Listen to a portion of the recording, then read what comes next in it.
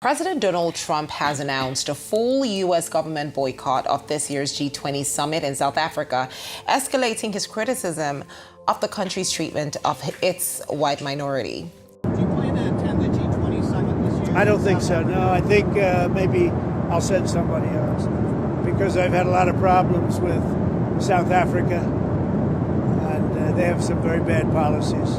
Very, very bad policies, like policies where people are being killed. A lot of people are being killed. So I think I probably won't. Any updates? I'd like to, but I don't think I will. In the modern world, powerful nations often behave as though the global system revolves around their moods. And Donald Trump represents this mentality more than anyone else. He believes that if he threatens to boycott an international event, the host country should panic, beg, and restructure the entire summit for his satisfaction. He assumes that when he raises his voice, the doors of diplomacy should swing in his direction. But what he forgets is that the world has changed. And while the United States still holds influence, it no longer holds unquestioned authority. Most countries now see him not as a decisive statesman, but as an unpredictable figure who often behaves like a spoiled child, expecting others to orbit around his demands. And that truth arrived at full speed when Trump suddenly announced that the United States would boycott the G20 summit hosted by South Africa, declaring that no American official would attend. He genuinely believed his announcement would shake the foundations of the summit. He imagined that member states would hesitate, South Africa would become defensive, and his absence would overshadow the event itself. Instead, something happened that he never anticipated. South Africa responded calmly, firmly, and confidently, stating that it was the United States' loss, and the summit would continue with or without them. There was no desperation, no diplomatic scrambling, and no attempt to persuade him to reconsider. So what exactly did South Africa say that shocked Washington and exposed Trump's failed attempt at global influence? In this video, let's break it down.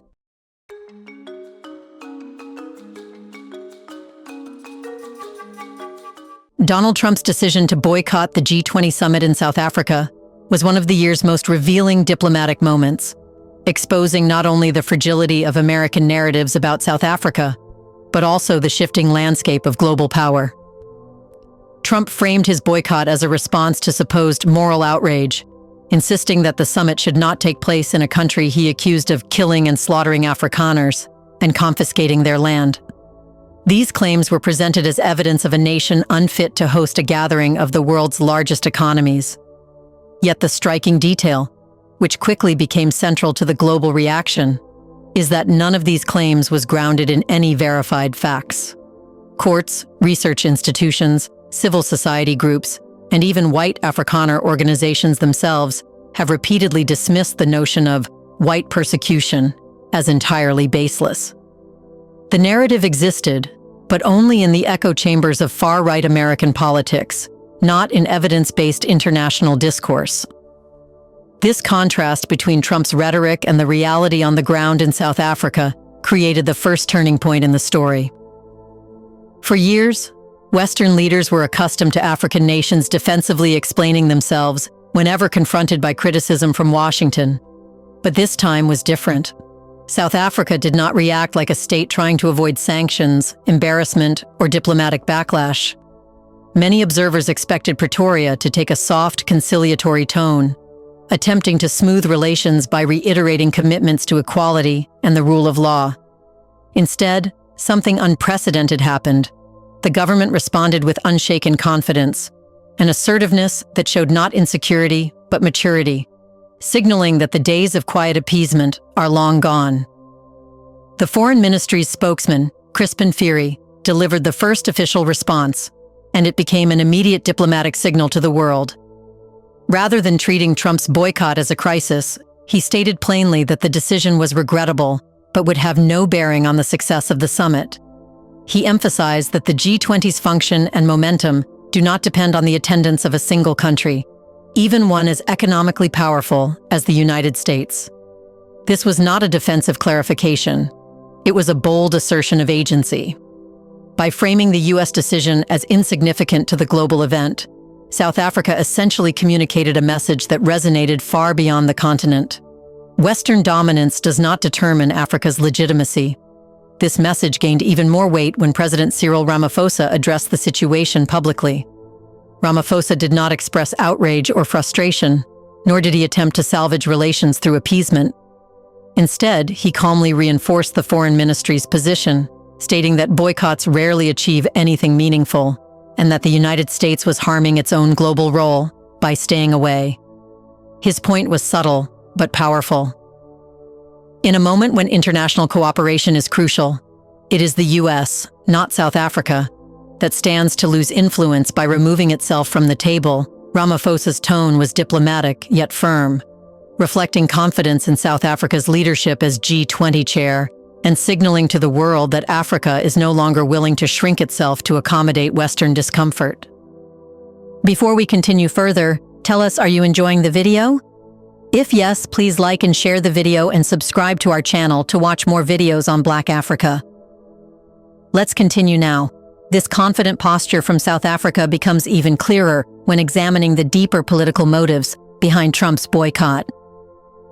Since returning to the office, Trump has repeatedly targeted South Africa with accusations of anti-white racism, claiming the government discriminates against white citizens through affirmative action and land reform initiatives.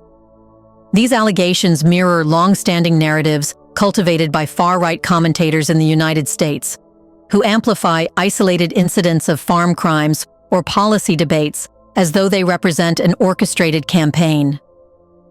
By elevating these fringe narratives into foreign policy, Trump constructed an artificial crisis that South Africa categorically rejected. This resistance signaled something important. The country was not willing to legitimize misinformation simply because it came from Washington, but the tension between the two nations cannot be understood solely through domestic South African issues. It also ties into South Africa's rising global moral authority, particularly regarding its stance on Israel and Gaza. Since 2023, South Africa has led a high-profile case against Israel at the International Court of Justice. The country submitted extensive evidence, amassed international support, and presented arguments that positioned it as a leading voice on human rights and international law. The ICJ's provisional orders instructed Israel to prevent persecutory acts and facilitate humanitarian aid, yet Israel's non-compliance further validated South Africa's concerns. This legal campaign directly challenged one of Washington's closest allies, and the U.S. government, including Trump, viewed South Africa's leadership in this case as an affront to Western strategic interests. As a result, the G20 boycott cannot be seen in isolation from the broader geopolitical landscape. Trump's withdrawal was not simply an expression of concern for white South Africans, but also a retaliatory move against a country that dared to challenge his worldview and Western priorities on the global stage. In previous decades, such pressure might have succeeded in intimidating an African government. But South Africa's unyielding response revealed how much the continent has evolved. African nations are no longer passive recipients of Western judgment. They are increasingly central players in shaping international debates. What happened next further reinforced that transformation. Despite Trump's boycott, the G20 summit remained fully intact and uninterrupted. Every major global power confirmed attendance without hesitation. China reaffirmed participation. India affirmed its commitment. The European Union voiced no concern. Even Western states, which often align with the United States diplomatically, showed no interest in supporting the boycott or questioning South Africa's capacity. Not one geopolitical actor endorsed Trump's narrative. The global community effectively dismissed the U.S. withdrawal as a domestic political stunt rather than a credible international position. This was an unprecedented moment in contemporary diplomacy. A G20 summit, held for the first time on African soil, proceeded without disruption, even in the absence of the U.S. For many observers in Washington, the smooth continuation of the summit was a rude awakening. The expectation inside the White House had been that U.S. withdrawal would create diplomatic uncertainty, or at least force South Africa into difficult political positioning. Instead, the opposite happened. South Africa's preparations continued seamlessly, and the international response highlighted the declining importance of unilateral decisions by the United States. Within a few days, it was clear that the boycott had damaged only one country's reputation, and it wasn't South Africa's. The embarrassment inside Washington was not simply about optics, it was about the erosion of assumed global leverage. Trump's strategy relied on the outdated belief that American participation is indispensable to major international events. For decades, this was true. The U.S. absence could overshadow summits, disrupt agreements, or delegitimize forums. But the world has changed dramatically, and global decision-making no longer orbits Washington. Institutions like the G20 thrive on collective participation, with rising influence from Asia, the Middle East, and Africa. South Africa's firm stance made this shift visible. The U.S. expected deference, but South Africa offered autonomy. This incident also revealed a deeper truth about international power dynamics. Leverage is not simply a matter of military capability or economic size. It depends on whether other nations feel dependent on your presence. South Africa demonstrated that it does not. The G20's core purpose, coordinating global economic stability, cannot be held hostage by one nation's political grievances. In reinforcing this principle, South Africa not only defended its own dignity, but strengthened the integrity of global governance. It showed that if a country chooses to withdraw, the world will continue without waiting for it to reconsider. The long-term consequences of the boycott are structural. By stepping away from the G20, the United States diminished its influence over discussions related to global finance, trade, development, digital economies, climate initiatives, and economic recovery frameworks. These are not symbolic debates. They shape the world's economic future. In pulling out, the U.S. effectively ceded space to other powers, particularly China and India, to shape the agenda without competition. South Africa, holding the G20 chair, used this opportunity to elevate African concerns, from industrialization to fair financing. This development reinforced Africa's expanding diplomatic authority and exposed the strategic self-harm behind the American boycott. When the summit is remembered in the future, it will not be defined by who refused to attend, but by the strength of the country that hosted it. South Africa's leadership demonstrated that African nations can shape global outcomes, and that intimidation by powerful states no longer dictates their diplomatic posture.